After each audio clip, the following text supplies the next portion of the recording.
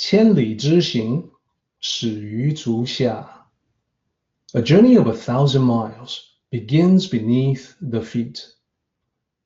We now gather in the Tao to travel the journey together.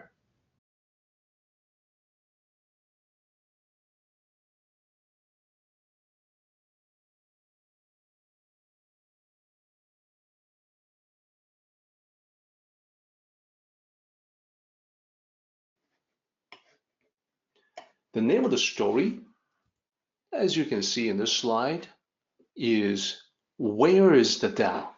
One of the well-known stories from Zhuangzi. So and a quick note about Zhuangzi down here, Zi, the TZU that you see here, that is Chinese for master. Zhuang,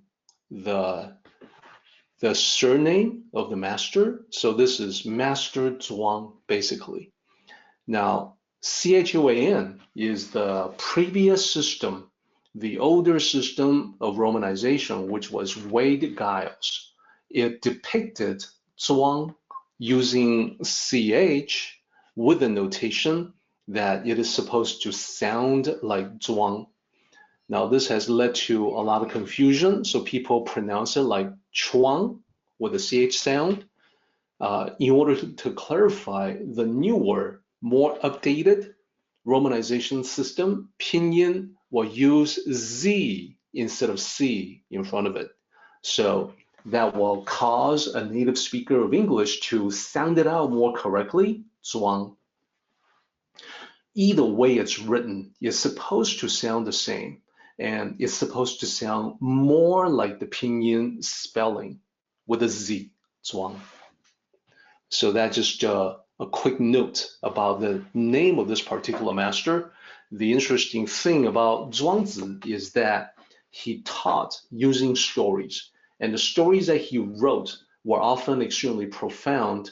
And I even sometimes caution people against going into a story too deeply because they contain life-changing thoughts that if you begin to contemplate what those thoughts mean to you, you may actually change your mind about certain things. And that process can be controversial, it can be uncomfortable. Nevertheless, in studying the Tao, I find that it's the greatest value. I want to study the Tao in order to look at life differently, in order to look at everything more clearly. Zhuangzi does that. So, without further ado, let me share the story with you about where is the Tao. In this particular story, as with many Zhuangzi stories, it's a conversation between Zhuangzi and someone else. In this particular case, this someone else is a scholar who was taking a stroll outside with Zhuangzi, and they are discussing philosophy. They are discussing life. They're talking about the meaning of it all. So as they are chatting, walking, the scholar asked Zhuangzi, so we're talking about this Tao, this great Tao that you keep referring to. Tell me, Master Zhuang, where is it? Where is the Tao? Now, because two of them were outside, Zhuangzi is able to gesture all around to say back to the scholar. He said, well, the Tao is everywhere. And he added, there's no place where the Tao is not. No matter which way you look, there is the Tao. Now, this was not something that the scholars was familiar with. He didn't really get the concept. He didn't quite understand. So he said, well, can you be a little more specific? This is really vague. Can you point it out? Can you point it out to me? Where is the Tao? So Zhuangzi looked around and saw ants crawling underfoot.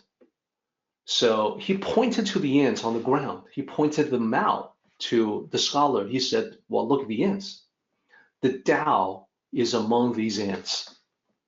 Now, he picked that specifically for a specific reason, but this was really surprising to the scholar. What? Ants? Because you got to understand, throughout all this time, the scholar is thinking about the Tao more like a deity, which should be holy, which should be special, which should be like reserved for a special place. Now we're pointing at these insects crawling on the ground, which, it can hardly be more lowly than that. So he said he was so surprised, he turned to Zhuangzi and said, well, why so lowly? Why is the Tao in such a lowly place, on the ground, among the insects? That doesn't make any sense. Next, Zhuangzi is now driving toward a particular point.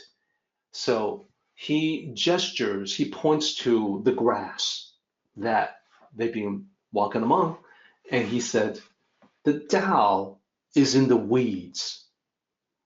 This was even more surprising to the scholar because, well, the ants, being insects, they have the power of mobility. So in his mind, the insects are at a higher level than the plants.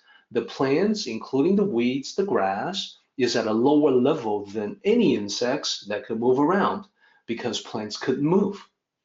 So out of that surprise, he asked, but wait a minute, hold on one second. The weeds are even more lowly than the ants. Why is the Tao even more lowly than the ants, than the insects?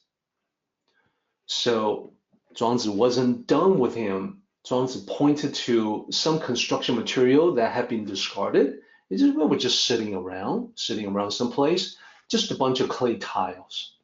So he pointed to the clay tiles. He said, see the clay tiles? The Tao is there. The Tao is within the clay tiles. Now, in the mind of the scholar, this was even lower than the plants or the weeds or the grass. The reason is because at least you could say that, the ants are alive, the plants are alive, the grass is alive, it grows, it'll grow. So it's a living thing.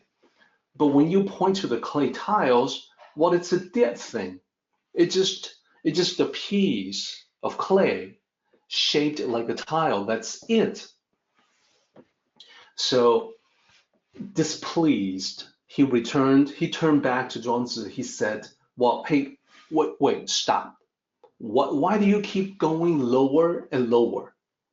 The ants and weeds are alive. The clay tile is dead. It's just a thing.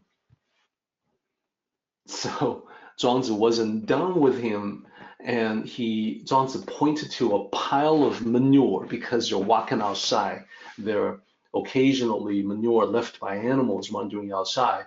So he said, the Tao is in urine and defecation, like this pile. So this, by now, the scholar's surprise turned to anger and frustration.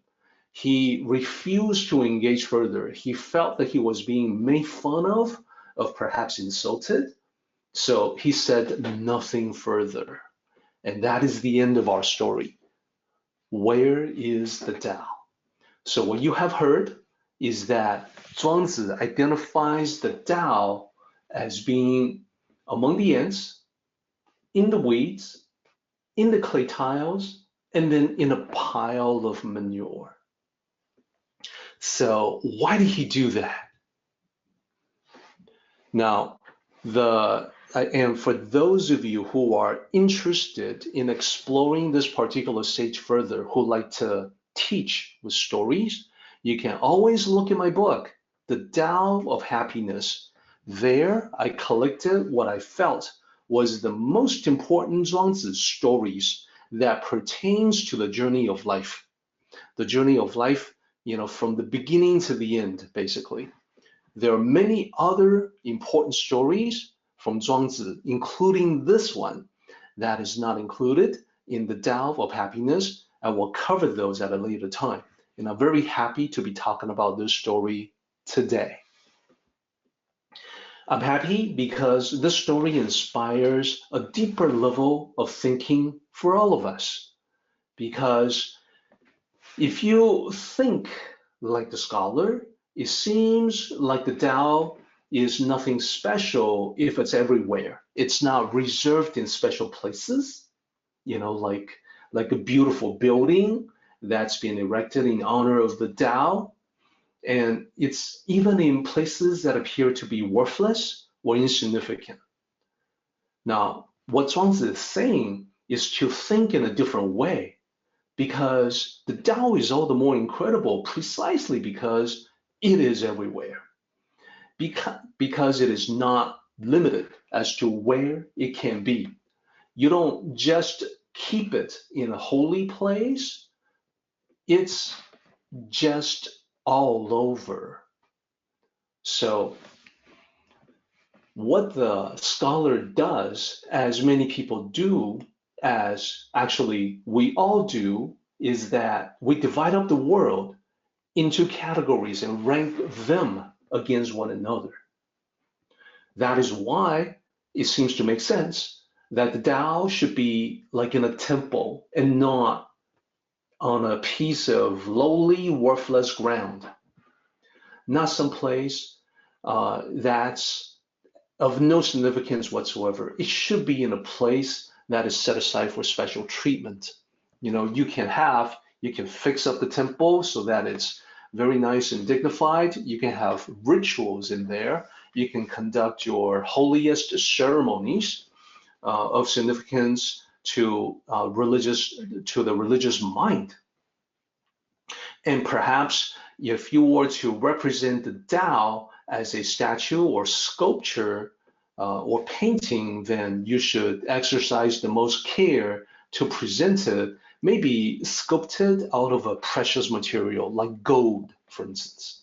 So that is the thinking of the conventional mind.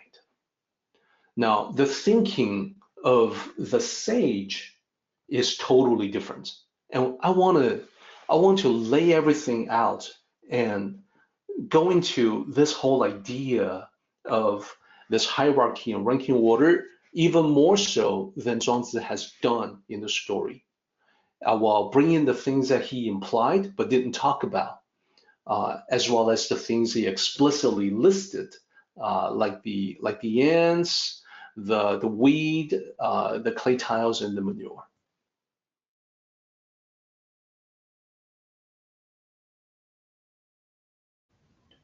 Our meeting has come to an end, but the journey continues on. Let us travel safely. Until next time, may the Tao fill you with peace and happiness.